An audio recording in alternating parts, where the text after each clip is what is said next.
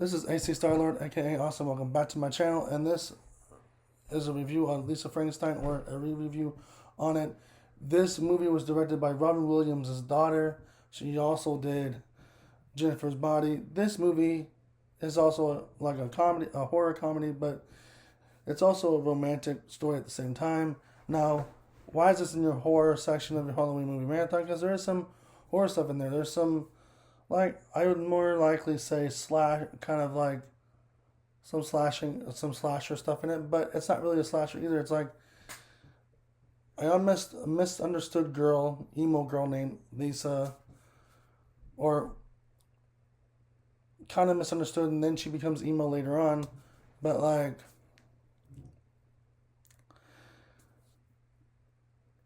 she had a mother that got killed by a mass murder, and then moved in with her dad, moved in with her family, his new family, and she feels misplaced until one day the person she goes visits at the cemetery in the very beginning of this movie comes to life like a Frankenstein style,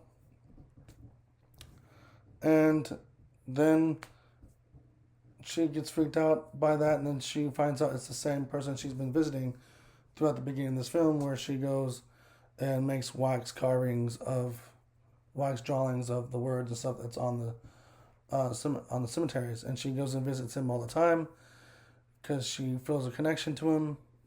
And he also was like a musician way back in the day where they had one big giant tricycle wheel. And it's a weird, odd combination, but he needs some body parts, and they start killing a few people, and that's where you get the Frankenstein part of it. But also, she's just also misunderstood, and then when she meets this guy, she kind of embraces who she really is, and like a misunderstood emo girl. But like, it's also some parts of it, some stuff are funny, has some stuff from the 1980s in here, like mentioning of a character in Days of Our Lives named Patch, different things like that. But this is just an interesting horror film, and if you didn't see it in theaters, it was only had a limited run in theaters. I saw it twice in theaters, so I already have a review on here. If you want the original review on here, go check that out. This is a good movie for Halloween. If you are a person that likes horror, comedy, and also romance at the same time, or you're with a significant other and you guys are like, I don't want to watch something too horrific right now. I want to watch something. I want to watch like a deep cut horror film later on. I want to watch something that's very, funny and very simple and has some simple horror stuff in it. This is the perfect movie for you guys to start off with, and then you guys can hit the big horror films for sure. Even if we'll just say you're on a date and this movie's on digital and on DVD and Blu-ray, you just gotta find it somewhere. But we'll just say that you're on a date and the person you're dating likes horror films, and he heard about this, or she heard about this, and you're not. But you want to support her or him.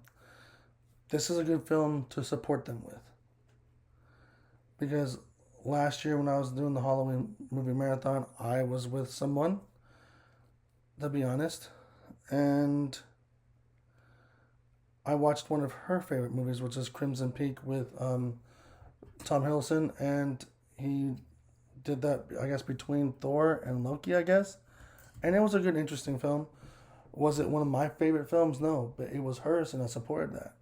Also, she liked Hocus Pocus as well. I have a Hocus Pocus 2 review on here as well, where I was talking about I was with someone like that. I was with that person, and she's, like I said, she was a cool, lovely person, and she still is. I'm just not with the person right now, but you get my point. We both liked Hocus Pocus. We both like these kind of things. And Hocus Pocus 2 was something that we both agreed on. It was horror, but also a little bit funny, but also a little bit Disney magic, and all mixed into one. This is a perfect movie like that. I wish I was still with that person or with the person when I first originally saw this movie, because this movie had those elements, not Disney magic, but had those elements of like, this is horror, but funny, but also romantic at the same time. It wasn't too much of a like, okay, I'm gonna get too scared, and I'm not gonna get too scared. You're not gonna get too scared. So it is a interesting thing for this movie to be existing. Now, she becomes a Frankenstein later on in the movie after she finds out he loves her and stuff like that. And it has some good music in it, like I Can't Fight This Feeling Anymore, on the Wings of Love, different other classic songs like that too. Just check this out. Again, if you check this out, if you're with someone you actually do love, and either you guys both like horror films or you both don't like horror films, you just like a romantic, you guys like comedy and romance, there's perfect for you. Or you guys like horror, romance, and comedy, perfect all around. But it's only good for dating someone. Now, I watched this movie in the theaters twice, and I probably watched it another time on Blu-ray, and then me rewatching it. I think it's my third time watching it on Blu-ray, but I could be wrong. I'm not sure. But I watched this movie the first time in theaters with a friend. There's a guy friend, but we both were interested in it. The second one, we came there a little bit late, so I went there for a second time to see the beginning, but it was so much better the second time. And this third time, or whatnot, watching it was even great. But I watched this movie technically as a single person. That's why I'm recommending watching it with a significant other. You have a lot more fun watching it with a significant other than watching it by yourself.